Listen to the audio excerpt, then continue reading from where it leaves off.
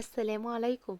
النهارده بقى هعمل معاكم المحشي بأسهل طريقة، وبعدين تخزنوه وتحطوه مربعات كده فوق بعض في علبة وتحطوه في الفريزر وتطلعوه يحشوه على طول. في الصلصة بتاعتي وحطيت فيه كمان خضرة المحشي اللي هي عبارة عن شبت وبقدونس وكزبرة، وحطيت كمان كيلو ونص من الرز. انا كنت عاملة كمية كبيرة تقدروا تقين. اللمعة اللي فيه رهيبة وطعمه كمان في منتهى الجمال. تقدروا تعملوه وتقولوا لي ايه رأيكم فيه. الصبع طالع بصبعه، انا بجد كنت بصور لكم من جماله. خلصت الطبق ما خدتش بالي ان انا اصلا بصور، بس كان بجد في منتهى الجمال. تقدروا تعملوا كل التريكات بتاعة المحشي وازاي يطلع معاكم مظبوط.